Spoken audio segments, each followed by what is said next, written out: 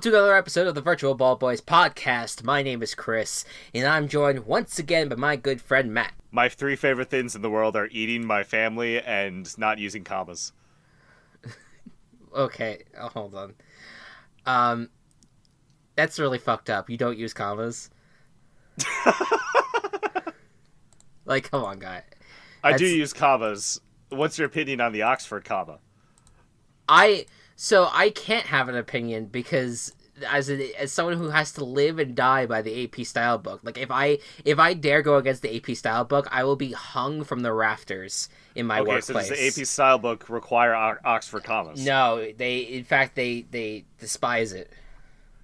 You're kidding me. They despise the Oxford comma. You are shitting me. That's the AP style way, The Oxford comma is necessary for a functional society. That's the Oxford comma is. I love that we just look past the first aspect, by the way, of your statement. But no, we're past that. No, the AP style says not to use the Oxford comma. That's correct. That is bullshit. That This is why journalism is fucked in our country. Wow, I mean that is not the conclusion you should take from this. I think I don't know. It's like, well, okay. Let me refrain. Let me refrain from going after the AP style guide for a second, because I just looked up the AP style book on Twitter, and as recently as 2017, they said that they don't necessarily ban Oxford commas. They say if omitting a comma could lead to confusion or misinterpretation, then use the comma. But if a comma doesn't help make clear what is being said, don't use it. The flag is red, white, and blue is clear. Put a comma before the concluding conjunction in a series if an integral element of the series requires a conjunction. For example, I had orange juice, toast, and ham and eggs for breakfast.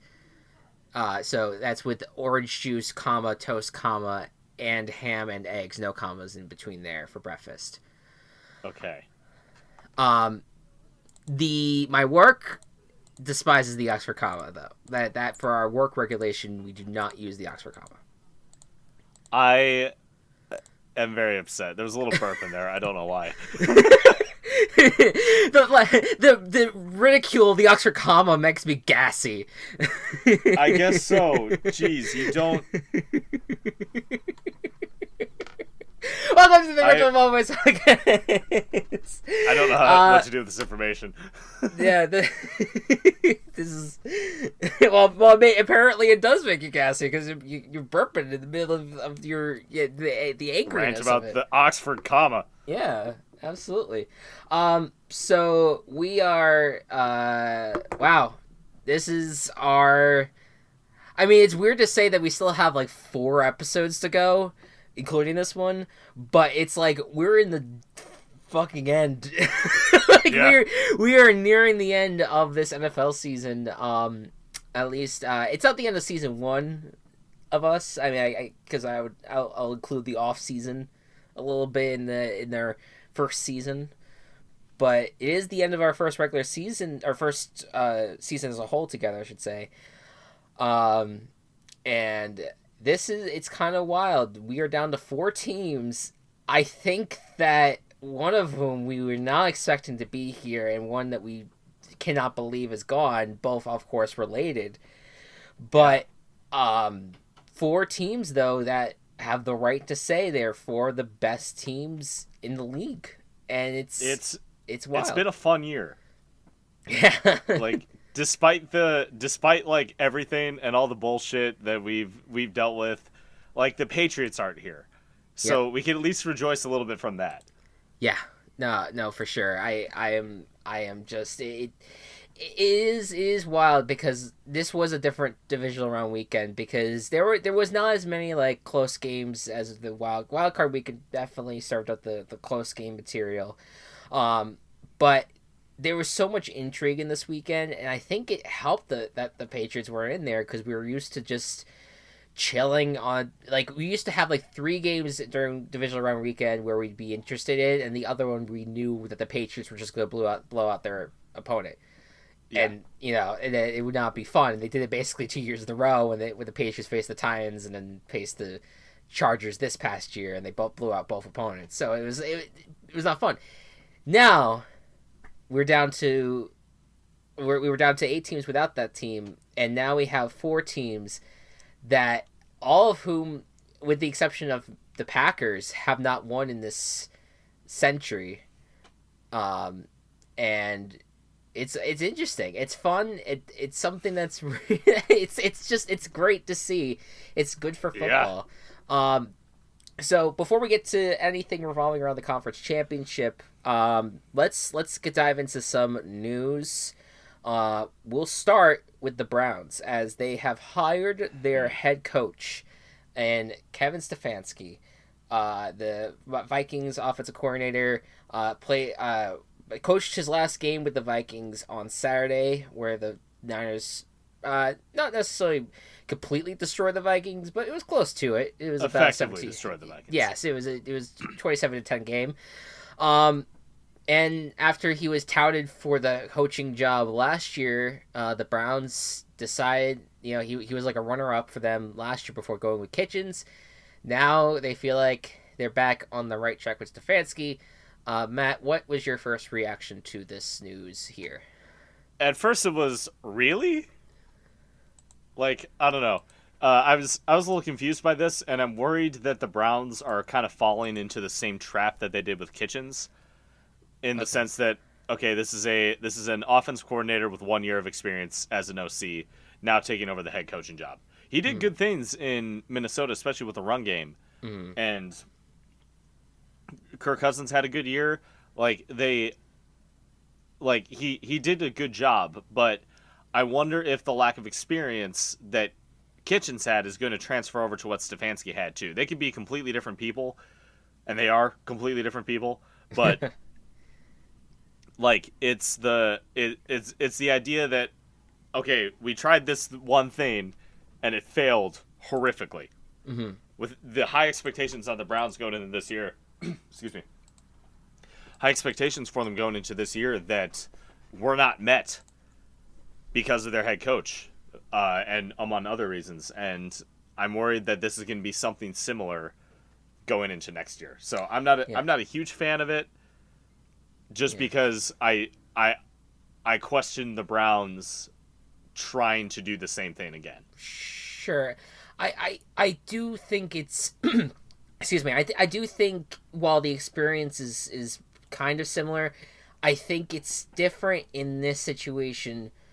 Not that I'm not saying like, oh, it's a great hire, but it's to talk more about Stefanski, he had I think that the difference with the Kitchens hire was that that was an in-house hire where they felt like they liked what they saw. They wanted to kind of keep the momentum of last year, where Kitchens was the offensive coordinator, and that was serving that the blossoming the success of Baker Mayfield in that offense, and that's what kind of carried him over into this year. But I think what's different this time is that they've had people, they've vetted this guy twice, and they've nonstop heard great things especially from within the Vikings organization, who the Stefanski was with for 14 years, which is a crazy long time. I think that they kind of looked at that and said, he's done well offensively, with this team, and he's been praised up and down by so many players and coaches, and people think that that he's good enough for the job. So I think that's kind of why they ended up going in that direction. And another thing about Stefanski is that Kitchens did not want to do was embrace the whole analytical mindset that's kind of taking over the NFL, like taking over analytics, having Paul DePodesta, the freaking Moneyball guy, he's we forget that he was in the Browns building for a while, but he's when he was kind of the one leading the charge on all this kind of hiring stuff, and I think that he wanted a guy that would embrace analytics a little bit more, which has proven successful for some coaches, where Kitchens refused to do that. This is something that Stefanski has said that he would embrace a lot more. So there is I would say there are differences in that, but I can agree with you though. This was a year of success, And not to, we said this about Matt Nagy, and that didn't turn out to be a complete disaster with the Bears yet. But we don't know yet. Sorry, but the Chiefs, but that Chiefs game where he kind of blew it, and then the Titans ended up winning that playoff game. That was back in 2017. Like I hate to be like the guy and be like, well, that one playoff game kind of defines it. But there is, even the Saints were talking about it after the fact, and or even prepping for the team. And of course they got their ass beat, but the Saints were saying, some of the Saints players were saying that it was easy to kind of read the Vikings offense because that they're always going to go to try to run the ball, because that's what Mike Zimmer wants. Mike Zimmer was a run guy. So I'm wondering if maybe Stefanski, now out of the reins of Zimmer, maybe would like to pass the ball more. Maybe can work more to make it offensively sound. So we'll see on that. Yeah, I don't know.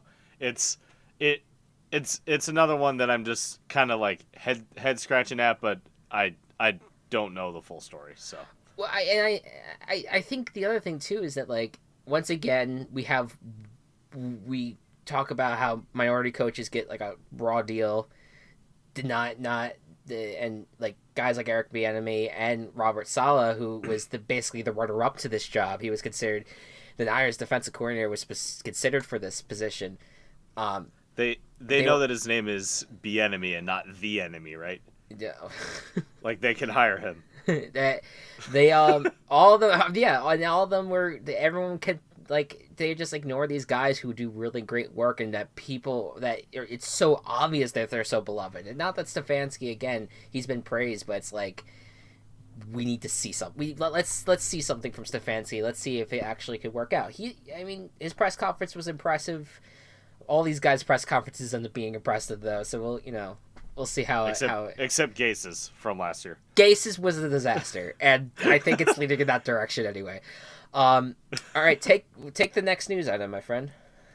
So, next news item: beloved Panthers player Luke Kuechly has announced that he is retiring from the league. One of the best linebackers to play over the past 8 years, if not the very best. Maybe not the very best, but one of the best, one of the top. Multiple-time Defensive Player of the Year, I think, right? One time Defensive Player of the Year, but it was a Defensive Rookie of the Year as well. So Defensive Rookie of the Year and Defensive Player of the Year at one point, and has kind of been the cornerstone in this Panthers defense.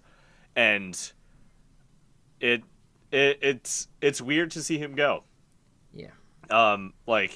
I've said before that the Panthers are my second favorite team, and having at least like one good player as stability on defense, even when the rest of the defense isn't as good, has always been great. But we don't get that anymore because Luke is retiring, and I totally get it. Football's a hard sport. His body isn't doing what he needs him to do. We saw with Andrew Luck at the start of the season. But it still stings to have such a good player call it quits. Yeah, I mean, it was stunning. I actually was watching Twitter on real time when that video came up, and I started playing it, and I was just like, oh crap, he's actually doing it. And I think I'm with you. Like, good for him, because he's sustained a lot of injuries over the years. There was that one hit, and I think it was a concussion, that he was like wheeled off the field, and it's like, and he's sustained quite a few of those over his career, and a few other, it just, he's gotten beaten up over the years. And I mean, I know we talk about like, oh, his career was so short, 8 years, but let's not forget, dude, has been playing since high school and college, and he's playing one of the most physical positions out there. Like, that is obviously going to have tear on your body. So I don't blame him at all. He goes out as, I think, a lock for the Hall of Fame. I know that people are going to look at the short career, think that that's not going to happen, but his numbers had, like, I think they only missed the Pro Bowl 1 year. Like, it's just, I don't see that guy not wearing a gold jacket in 5 years. No, he should. He's a lock for it, and I think he has been the best inside linebacker out there, and as good as guys like Bobby Wagner are, and I think that he's really, really good. What do you think that's gonna how do you think that's gonna end up affecting the Panthers, moving forward? Well, Christian McCaffrey's the only player on the team now. I'm kidding. Well, we were saying that last season as well. in a lot we of were, ways. yeah. So I think it's going to this. This is definitely a big signal that hey, the Panthers are in full rebuild mode now because they don't have that anchor on defense. They still have the anchor on offense, and Christian McCaffrey is going to continue to be great. I still think Cam is going to be the quarterback, just because I don't think any of their other options would be better than Cam. But on the defensive side of the ball, beyond Gerald McCoy and Shaq Thompson, and I guess Trey Boston had a lot of interceptions this year. They were really good. The Panthers were really good at getting sacks, but not really at stopping the offense otherwise. So it's going to be full rebuild for the Panthers, especially on the defensive side of the ball. Maybe they can wrangle in a free agent, but I don't think so. And they have the head coach that I think would be able to do it. Yeah. Who has done it. So we'll see what happens. I think the team has talent in other parts. There's just times where it just has, it both for back-to-back seasons now, it's just fallen apart near the end. And for whatever the reason. I mean, it was different reasons for both years, but I mean, I agree with you. I think you kind of have to stick with Cam. I mean, I know that there is this weird movement, like, oh, maybe he's just, maybe it's just better for us to move a different direction. But right, what direction is there? There's not, like, you're not high enough on the draft board unless you want to trade up for a quarterback to get one. And I don't know, Cam, I just don't picture Cam being anywhere else. He is really, even in his times of being hurt, he has gone out of his way to give back to the Charlotte and the local communities, and it's I don't picture him not being a Carolina Panther, and it would be a shame if they got rid of him. I think that you obviously you do have to weigh will he still be the same player, but I don't know. I think that he could be. He just has to try to figure out a way to stay healthy. But you don't want to you can't be oh, you must stay healthy. You can't get hurt on a football field. You can't that doesn't automatically stop someone from being hurt though. So it's I don't know. You just have to weigh what's the best decision there. But who else is there? Who else is there for other than Cam? Yeah. But the rest of the team, I think, is I see what happens. It's gonna be, like you said, rebuild year for Matt Rule, but I think they're maybe 2 years away rather than 5 years away, if that makes any sense. Yeah. I don't think it's that terrible of a rebuild. And I don't think it's as extreme of a rebuild as the Dolphins were planning this year. Right. The Dolphins sold everything this year. Yeah. I don't think that's going to happen. I think they're going to try to stick around with as many people as possible. All right. I think that really covers the major news. Is there anything that I don't think there's anything else happened. I can't think of anything else. Those are the two big things. Coordinator stuff has happened. Oh yes. I know the Giants got Patrick Graham, but I mean that was the one coordinator position I was Joe Brady went to the Panthers. The Bill Lazor went to the Bears. Yes, and John DeFilippo. And John DeFilippo was quarterback coach, which that was his best position. John DeFilippo was quarterback coach. Yeah. So. Yeah. Yeah. The Bears. Not saying that Trubisky is Wentz. No. Oh, okay. Well, so is Trubisky Wentz and Chase Daniel is Nick Foles, and then Chase Daniel's gonna be the Bears Super Bowl winning coach. I would not be against it, but also if Trubisky doesn't do anything this year, it's done. I'm willing one more year. Yes. To give him one more year. Yeah. I don't know. Yeah, that's what you gotta do with a franchise quarterback, supposedly in that sense. You got give him one more year, see how it goes. It'll come together. Well, we'll see. I don't know, dude. All right. I as promised, I did I went back in bit in deep. There is just one thing I want full disclosure, and you know what? Like I'm gonna stand up to big bads out there, the government. I'm gonna stand up to them.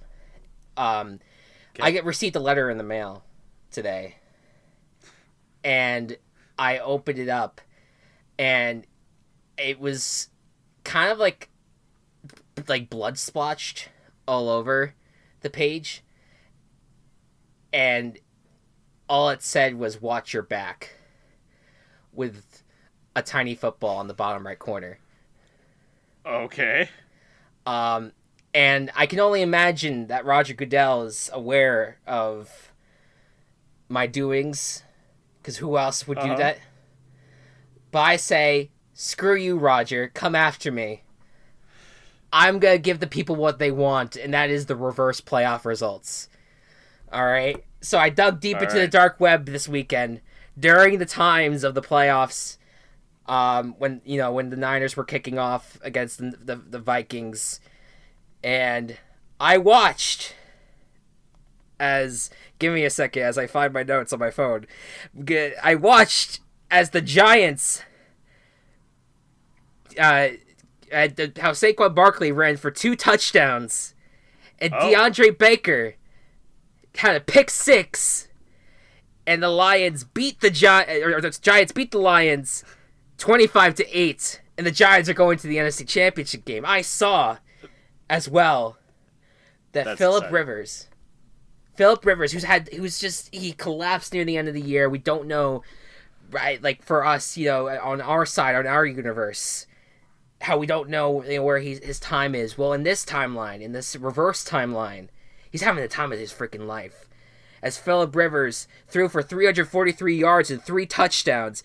Jeez. Bosa got 3 sacks, and Desmond King had a fumble return for a touchdown as the Chargers beat the number 2 seeded Dolphins 45-3 in the matchup. Blowout. So the Chargers move on to the AFC Championship game. Now those were two wild card weekend people. So they were kind of like sitting, and they were facing a 2 seed. So going into Sunday, they didn't really know like where are they going to be playing. Are they going to be playing in Cincinnati, or are they going to be playing at home, playing in Washington or whatever? But let me tell you something. We only had one road team win in reality, but in this reverse timeline, all 4 road teams won. Ooh. The Buccaneers 30-3 against the Washington Redskins. Jameis Winston. That sounds like pretty accurate. That sounds pretty accurate, but here's what doesn't sound accurate. This is when you know it's a reverse timeline. Jameis Winston, 2 touchdowns, 0 interceptions. And Shaq Barrett had 4.5 sacks. Dude's a Defensive Player of the Year candidate in this timeline. I mean, maybe he is in our real timeline as well. Yeah, who knows? But the Buccaneers take it to the Redskins, so then that means next week it's going to be Buccaneers at the Giants for the NFC Championship game.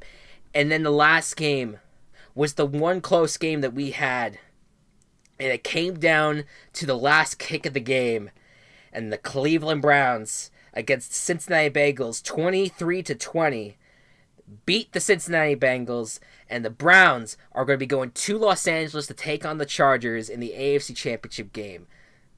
Now that you have been watching, Mr. Matt. I have not. What do you think, if let's say things worked out for the Cleveland Browns and the Los Angeles Chargers this year, what do you think of that matchup between the two? If the hype actually worked out, what do you think of that matchup? That is like 4 or 5 years ago. That is the epitome of like worst matchup in the NFL. Like the one that nobody wants to watch. Ever. Like it's just like the joke is like how to watch Los Angeles versus Cleveland, and the answer is you don't. But if the hype worked out for both of those teams this year, the Browns and the Chargers,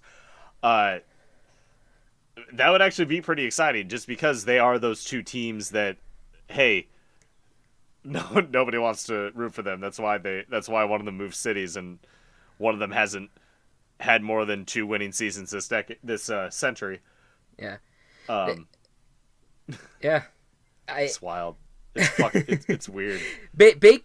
He's like Baker. I feel like a matchup, if it worked out, that you have a matchup of like great wide receivers, Odell and Jarvis Landry with Keenan Allen, a duel between Baker, the young gun, and Phillip Rivers, the old guard.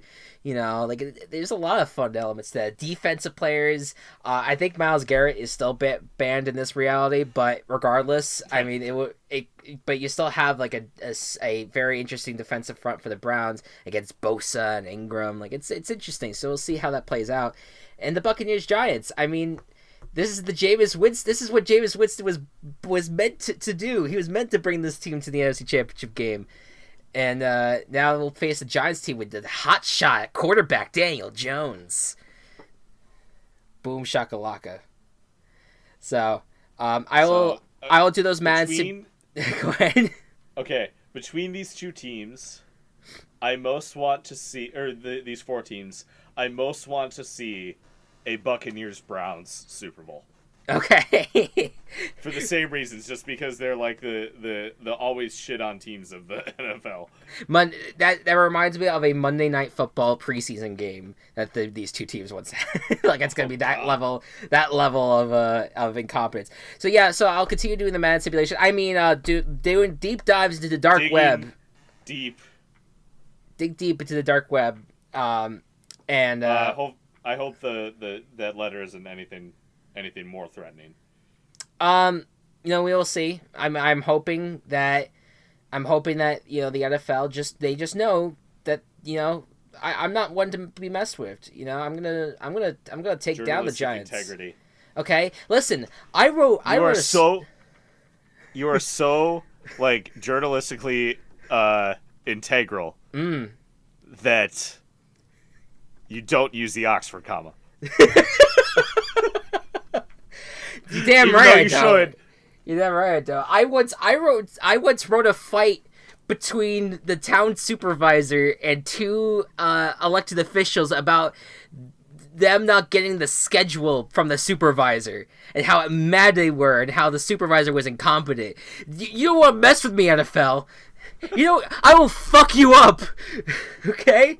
Wow. Don't mess with me. We'll be right back after these messages. Welcome back, everyone. So we wanted to do something a little bit special for our semifinal, round. Our last, our second to last podcast of picking, at least. And we decided we wanted to hit the streets. All right, we wanted to talk to a few individuals about the game, what they thought about the game, but not just any place. Since we are the virtual ball boys, we need to get a little more video game, the more of the virtual in here. Yes, we had to enter the virtual verse. Yeah, so we're going to take a visit to Smashville and interview some of our favorite Smash Bros. Fighters to see what they think about these upcoming matches. Yeah, sounds good. Whoosh! All right, we have arrived at Smashville, and it's very exciting. We are here. It is kind of humid in here. In this, Fox and Little Mac are just punching each other. Yeah, they are just wailing. I don't think we want to approach that. Oh, hey, look at the street corner there. Mario is just standing. He's just chilling. I mean, maybe I don't know why he's alone, but let's go chat with him. Maybe he will give us some insight on the on the latest games. Hey Mario, who do you think is going to win the 49ers Packers game? Yeah. Oh, hello, it's me, Mario. Yes, we know. What do you think? Yes, we know. Who are you? We address you by name. We're the hosts. We're the hosts of Virtual Ball Boys. My name's Matt. That's Chris. Yeah, I mean he knows us. Every video game character listens to Virtual Ball Boys. You know us, right? Yes. Okay, good. Yes, just making sure. Canonically, that's fair. So yes, Niners, Packers. What do you think? What do you think's gonna happen? Between the 49ers or the Packers. I have to go with the Packers. I've always been a fan of cheese on my farfalle and spaghetti. Okay. Very insightful. But do you think that the defense is going to be a little too much for Aaron Rodgers in this game? Aaron Rodgers, I think he can do it. Okay. You think you could... Now, I mean, does it change your opinion that the Packers are colored like Koopa Troopas? Now, that is a bit of an issue. However, if you please turn to my Super Mario Super Strikers, you have seen my extra costume, which happens to be in the color of Koopas. I told my manager no, but it did look good. So, I have no Okay, doubts. Yeah. all right. Okay. You know what? Good to know. I think Thank you very much. that's fair analysis. Thank you so much, Mario. I greatly appreciate it. Let's see. I mean, there is just so much happening here. I mean, oh my God, there is an army of Fire Emblem characters strolling in here. Let's just get out of the way of that real quick. They're just brandishing their swords like nunchucks. Yeah, this is. I don't know if this was a good idea, but you know what? Let's just keep going. We'll come out stronger. Oh, hey, look, it's Pikachu. I mean, Pikachu is just once again chilling at this corner here, just looking to wait to talk to someone. These are the least menacing, so we should definitely approach them. Yes, of course. Pikachu, how you doing today, bud? Pikachu. Good. Okay. Yeah, that's good. That's good. So I think the thing about with you, Pikachu, I think a lot of people want to know. You know, we know that you have a take. Everyone has a take on this Titans Chiefs AFC Championship game. You know, Patrick Mahomes versus Derrick Henry. You know, it's a big matchup. It's power versus speed is what people are calling it. You know a thing or two about power and versus speed in a lot of different ways. What do you think is going to be the key to this game? Pikachu. Wow. I think it's. I mean, to say though that you're taking a bold take though that Derrick Henry's gonna rush for 300 yards. I mean, that's a lot of rushing yards in one game. That's a lot. That's three football fields, Pikachu. Yeah, you know how big a football field is, right? It's like as big as a Pokemon stadium. Yeah, that's it. But maybe in in those Dynamax stadiums, maybe that's the mindset here. What do you think of the Chiefs' defense? Don't you think that they might have a shot at stopping Derrick Henry? Pikachu.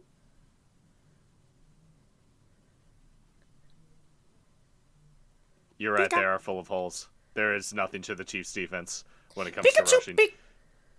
Pikachu. Oh my God! I think that's like the boldest take out of here that Patrick Mahomes is just gonna just completely fall into the ground and then fall into the earth and never be the same quarterback ever again. I mean, that's a wild take, Pikachu. But you know what? I respect it. Thank you so much for your analysis. We'll put you on First Take with Stephen A. Smith at some point. I feel like that could work out perfectly. But thank you so much, Pikachu. Let's move on here. This is wild. Like, did they pack all of the stages into one world? Like, this is very expansive. I think we're a little out of our league here. I think a little bit. Yeah. Neither of us are fit for punching. Yeah, I don't think any of us want combat in any way, shape, or form. I think another friendly face would help, and I don't think there's anyone that is as friendly as Mr. Sonic the Hedgehog, who I see coming running down the field, or running towards us right now. Sonic, if I could stop you real quick. Sonic, slow down. Sonic, slow down. No, Sonic, no, don't run into me. Oh, wow, God. All right, good. Now Go-Gums is on the ground. Okay, he has to get up. God. Matt, yeah, he's fine. Okay, Sonic. Look where you're walking. Okay, Sonic, hi. So Sonic's my name, Speed's my game. Yes. Also football, which I tend to watch every week.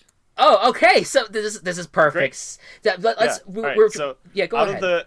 Out of these four teams, which do you think has the best chance to win it all? Not just make the Super Bowl, but win it all.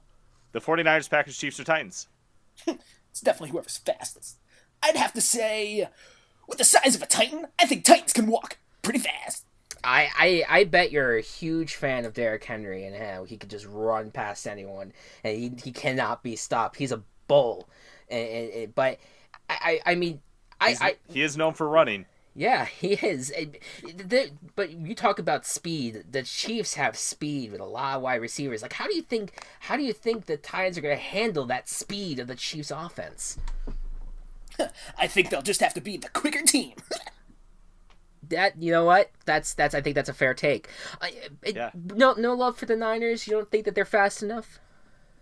The 49ers can go die. Stay in school. Don't do drugs. Wow, Well, I mean, I didn't realize that we're going to enter almost like a Twitter comment section here from the Smash Bros. Community, but that's what we're getting here, Matt. It's kind of wild. I'm thinking about it. I feel like if we're gonna talk to every single Smash character, we're going to have to group these guys up. Correct me if I'm wrong, but I think I see Mennonite and Kirby here. Like they're just standing. Let's just do both of them at the same time. Sonic, thank you for your time. Yeah, thank you, Sonic. Gotta run. Please see my movie. Please see my movie. Yeah, I know.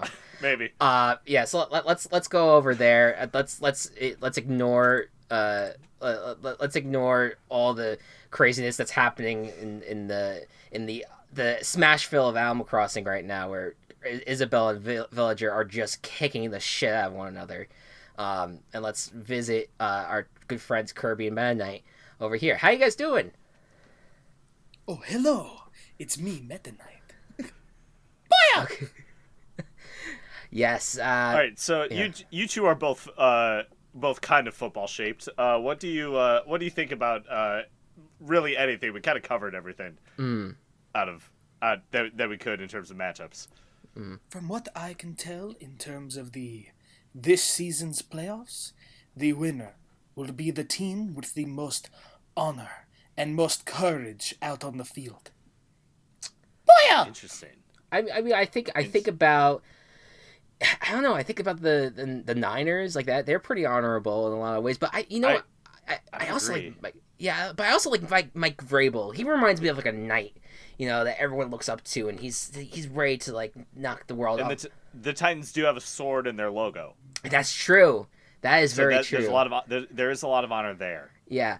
And Kirby, like for you, I just imagine that an inspiration to you for in this universe in the football world is these guys that are able to despite everything, despite size and everything, that they're able to pull through. What do you think is going to be like the best story of this football universe? Bam! Great. That I think that there's so many tears in my eyes, Matt. I think it's gonna be hard for me to keep going. I think that we have all the content that we have. Insightful. Yeah, Thank you both. Yeah, thank you guys a lot. I greatly appreciate it. Kirby, get back here! You two need to get out of here! What? Quick, he's gonna. Oh, we got Chris. Kirby got Chris. Baya! Whoosh. He's stuck. He's stuck. What? Whoosh. I did the transition. Oh, I didn't hear it. Sorry. Welcome back to the studio. No one was harmed in the making of that. But we are back in the studios after Kirby swallowed me whole. It was what, not the worst feeling in the world, and no, it was. How did it feel coming out? It was weird, but I kind of like came out like normal, but then I noticed that he had like a big like a huge amount of hair and like glasses, and I was just like, huh. Like it looked like it looked like the fact that Kirby looked like me for a little bit, like that felt it felt charming, Cool. It was. What would the Kirby's power be if he copied your ability? Like what ability would he copy? I think he would just begin to like. I think that he would use all the leftover Oxford commas and use it as weapons because he doesn't have any use for them anyway in his day-to-day life. That's where we're at. All right, let's. If he swallowed me, he would start a lot of creative projects that he would never finish. Oh, that's really sad. That's really sad. Sorry. Sorry. Let's move on. Let's talk for real now. Let's Yes. We got our insight from our Smash universe. Let's talk picks. And this is it is wild where we sit right now, where we're not talking a Chiefs Ravens AFC Championship game. We're talking Titans Chiefs AFC Championship game. The Titans have upset the reigning Super Bowl champions and then the best team in football in back-to-back weeks, and they now go to Kansas City, facing a team that they beat earlier in the season, and have a chance to be the first wild card team, I want to say since 2010, to make it to the Super Bowl. Yeah. And the Chiefs, on the other hand, were down 24-0 in their divisional round game, only to storm back and win 51-31 in the most wild of fashions. It was a blowout that was just interesting to watch from start to finish. This Chiefs team, I was amazed the entire time. This Chiefs team, they have a lot in their favor now. They got a game in their stadium, and they just have all the talent that they had last year and then some. Getting ready all they have to do is beat the Titans to make the Super Bowl, which in some circles you would think maybe it would be easy. But what do you think about? Let's talk, instead of doing offensive defensively. Let's talk about the individual teams. I know that you were hoping the Ravens moved on, but you were happy to see the Titans as well go on because chaos all the way. I'm going to take the Titans. Yeah, what do you think about this Titans team? Describe the Titans. Yeah. So obviously the most important player on this team is Derrick Henry. Yeah. He's the focal point of the offense. The ball runs through him. And the defense can't stop him. No matter how much they try, you just don't stop Derrick Henry. And he gets better as the games go on. The defense is doing enough to stop the offenses. You have Ryan Tannehill, who has thrown under 100 yards for both playoff games, which is nuts. Mm-hmm. But he hasn't had to throw because Derrick Henry is rushing the ball so much, and they just don't have the ball. They don't have the ball a ton of times because they're running the clock out with all the runs they're doing. Mm-hmm. But Tannehill has shown that he can pass when needed to, and has done so throughout the season, and he just hasn't been passing in the playoffs, and that's not a bad thing. Yeah, it is incredible that they've been able to do what they have, and they limited a Ravens. We were so worried about this Titans defense, and they've played really well. I mean, and they stopped the best offense in football. Yeah, there has to be credit given to guys like Rashaan Evans, who is having a great second half of the year. Jarrell Casey's showing up when he is needed. These guys up front, they're actually doing their job after what seemed like they were dead in the water for a few weeks. This is the time they're really standing up to these teams.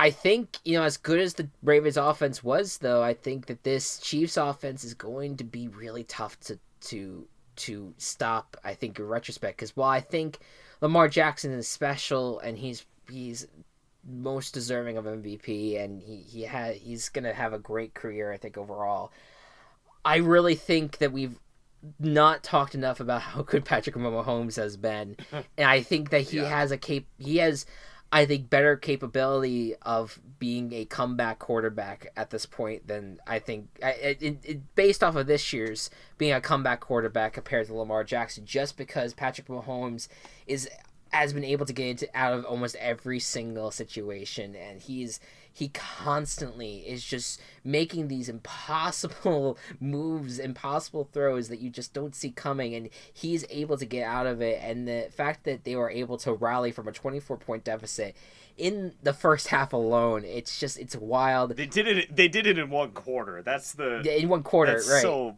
yeah, mind-boggling. Yeah, they did it in one quarter. And Travis Kelce had a monster game, one of the best games that he's had as a tight end in the league.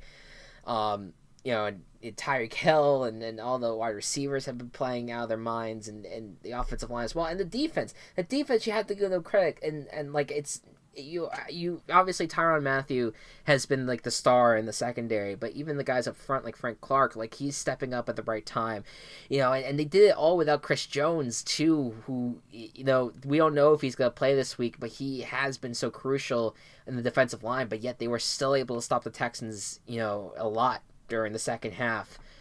So this is just it's a team that is just gonna be so hard to stop. But this Titans team is special. There's so much to like about them because we were joking in the last segment, power versus speed, but it really, and everyone's saying that, I know, but it is true. You have the power, the bigness of these defensive players, and the bigness of the running back. Like, they want to just crush teams. While the smaller players on the Chiefs, they're not as powerful, but they have the speed to beat teams and to make sure they can't catch them, that they can't tackle them. And so that's going to be what the matchup is. It is, I think, a closer matchup than the Packers-Niners game. It's going to be a fascinating, fun game to watch. I'm so excited about it. What do you think is going to happen in this one? Every bone in my brain is telling, and I know what I said. Every bone in my brain is telling me to pick the Chiefs because their offense is so stellar. They came back from 24-0 to then win by 20 with over 50 points. No one just does that. Right. It's not a normal thing. But neither is, I think, what the Titans have been doing. Mm-hmm. Because the Titans have been wild. Yeah. If the Titans win this game, in 4 straight weeks they will have defeated every AFC division winner. Yeah. Texans week 17, and then the Patriots, the Ravens, and now the Chiefs. Yeah, it's the perfect road. Yeah, and I've been thinking a lot about this, and just because I think it's possible. And also because I want to truly embody our organization name, I'm going to pick the Titans. Team Chaos. Team Chaos all the way. I mean, in the year of Team Chaos Productions founding, it would be fitting that the Titans would be the Super Bowl champion. It would be wonderful. It's just the only reason that I'm going with the Chiefs in this, and it's just because it's a hard pick. It's a very close game. I genuinely believe that. I don't think this is one.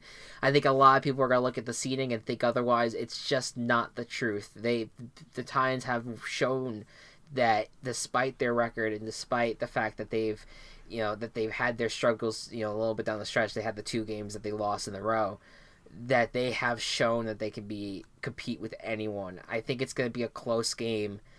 I just think I think a part of it is a personal want as well. I love a Team Chaos story, but I also think that the story of Patrick Mahomes and Andy Reid, especially Andy Reid, who's been a coach for years, a head coach for years, been to the Super Bowl only once, lost to the Patriots when he was the head coach of the Eagles. I would love to see him make it and to finally get his opportunity, to finally get the championship. And for Patrick Mahomes, so early in his career, I know, but it'd be great for him to get the Super Bowl championship as well.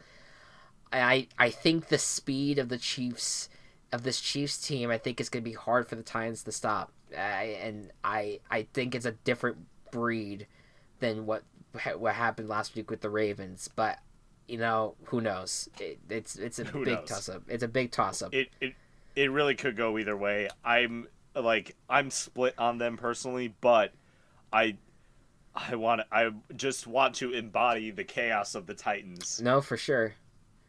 And chaos is there. especially just because you and me have that relationship with the Titans, Mm-hmm. especially early at all of last season and this season, where we just can't predict them to do anything, and then finally we've been able to predict them to do shit. Mm-hmm. And it's gonna I'm gonna write it. I trust the Titans. Yeah.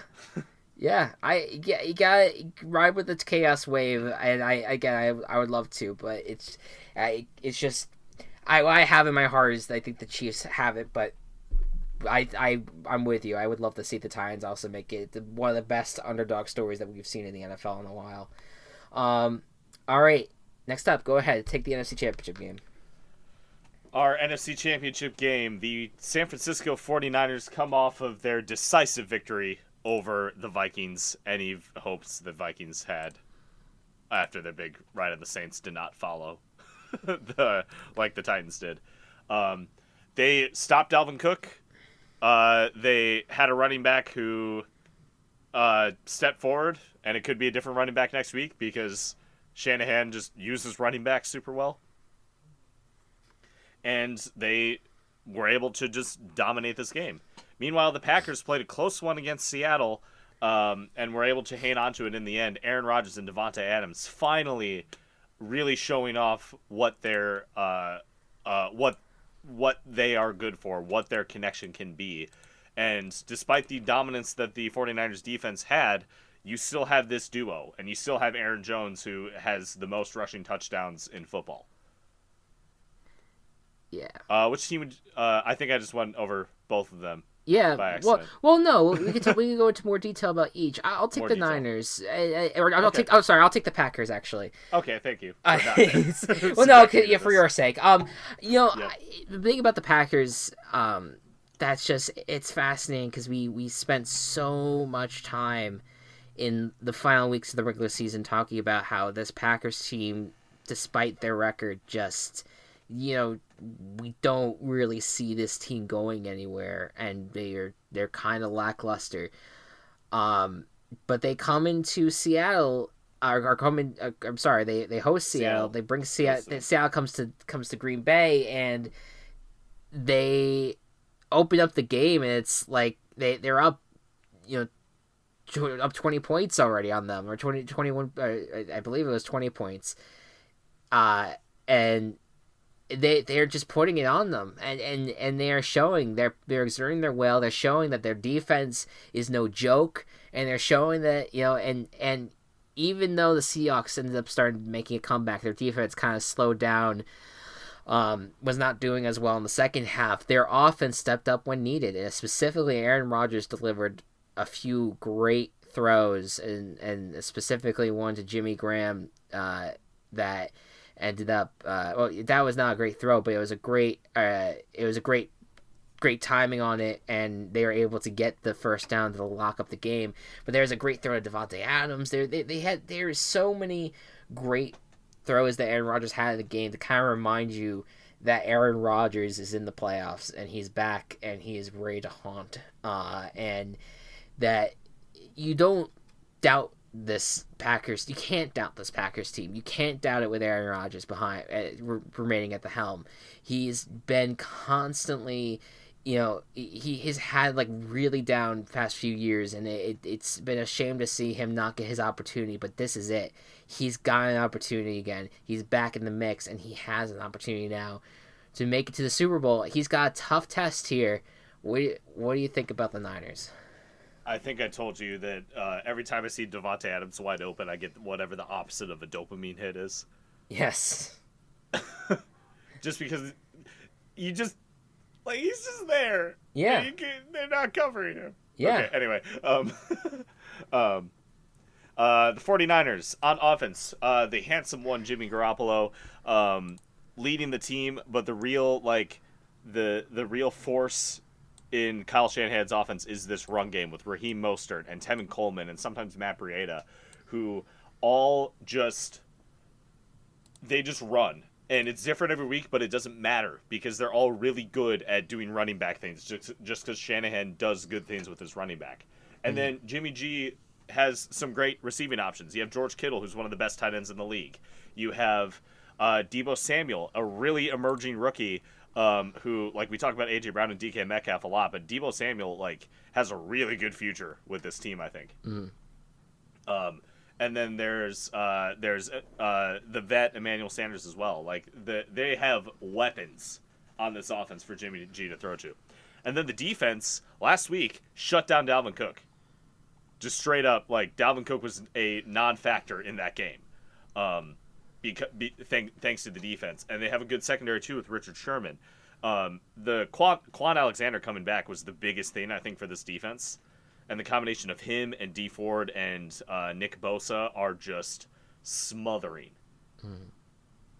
So you have a smothering defense and you have a really productive offense for the 49ers that combined is a hard sell to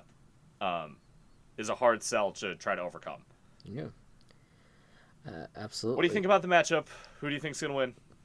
Yeah, the key for, I think, the Packers to win would have to be the off, like, you know, other receivers outside of Devontae Adams stepping up for Aaron Rodgers and getting the job done. And on the defensive side, it would take Zadarius Smith and Preston Smith, the Smith brothers, to really just take over these games. Kenny Clark to do what he has done on the defensive line. But there's an underrated linebacking duo that's not talked about on the Niners with Fred Warner and Dre Greenlaw, who have been you talk about smothering with Dalvin Cook, like they absolutely shut him down, and they were two of the main reasons.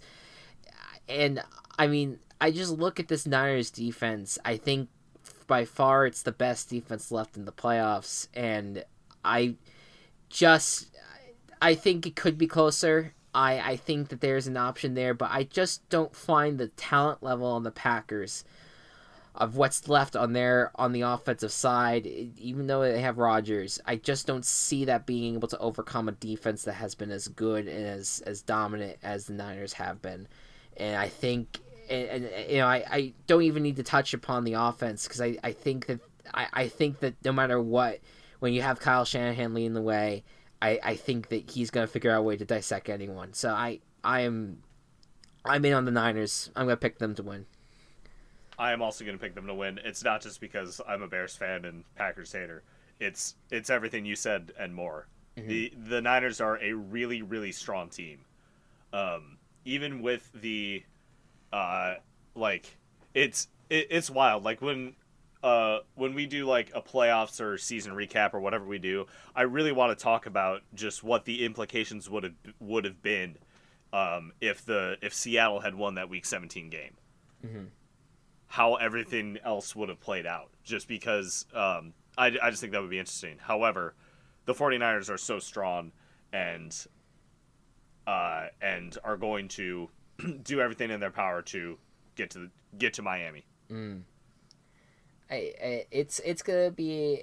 I think you have Titans versus Niners in the Super Bowl. Then I do. Who do you think is gonna win between those two teams? As much as I would love to ride the ridiculousness of the Titans, I would have, in that case, I think I would have to go with the 49ers. Okay. Like, I think the 49ers are going to win, but I would be lying if the Titans made it. I would be lying if I said I wouldn't be rooting for them. Yeah. And who knows, maybe over the course of 2 weeks you might pick the Titans, you know, in that sense. Yeah. In my matchup between Chiefs and Niners, which would be one hell of a matchup. Oh my God, it would be. I would pick the Chiefs. I love that offense too much for the Chiefs to not pick against them. So there's our final pre-Super Bowl knowledge predictions until the one thing I don't want Yeah. is a Chiefs-Packers matchup. And that's just because I don't want to see all the memes about State Farm. Is that the only reason you don't want Chiefs Packers? That's pretty much the only reason, because they would keep making jokes about the fucking State Farm commercials that Rodgers and Mahomes are in. Everyone we can't avoid this forever though. Like I mean maybe by the time the two teams play again, like Aaron Rodgers might be done with football at that point. Who knows? But like I don't know. Like that's 4 years from now. And those commercials die by then. Yeah. But I don't know, man. Like you got the two best quarterbacks left in the playoffs here. Like I would love to see a duel between those. I think the one that may not get as much hype would be Titans Packers. I think that maybe people might not see it, but I don't know. Who knows how I think the Titans would beat the Packers easily. Absolutely. I would have faith in that if that would be the case on that front. All right. Well, we achieved a lot today. We sure did. We dug deep into the dark web again. I got swallowed by Kirby. Unrelated in both circumstances. We discussed the Oxford comma a lot. Yeah, did not realize the Oxford comma would be used as much as we did in this instance. And yeah. Thank you so much. And by the way, thank you so much to Matt Walsh. You know what you did. You know what you did. You know what you did. I appreciate that. We felt. Let's just say we felt your presence when we were in Smashville. Ultimately. So we thank you very much for that. If I haven't mentioned it on this podcast yet, we started another one called the Dock of Shame. Yes, yeah, which you should totally go check out. It's not on iTunes yet, but it's on Spotify and on our YouTube channel. Have we talked about our YouTube channel? We have a YouTube channel, Team Chaos Productions. All of our podcasts are uploaded there. Mm-hmm. Table Party, Virtual Ball Boys, Dock of Shame. You can find a link in our Twitter bio because they don't have personalized YouTube links anymore, so I can't just say it out loud. Maybe you could also look up Team Chaos Productions on YouTube, see if that comes up. Right. I don't know. Dock of Shame is a retrospective podcast on the animated show Total Drama Island. Mm. It's a very fun time to revisit this wild show. Yeah, and we're looking forward to that, and the continuation at some point. We'll have Table Party coming up soon. And then I have the other podcast that I'm looking forward to hosting that it has not come to fruition yet. Really looking forward to doing that at some point. I'll get working on the theme song. Yes, soon. Yeah, we'll see. It's gonna be a big year for gaming, and I really we want to have a very gaming centric podcast. So stay tuned for that. We're gonna work towards that at some point. As well, so keep tabs at Team Chaos Pods on Twitter for any updates on that as well. All right, with that all being said, see you next week. Good night and good ball. Virtual Ball Boys has been brought to you by Team Chaos Productions. Find us on Twitter at Virtual Ball Boys and find more of our work at Team Chaos Pods.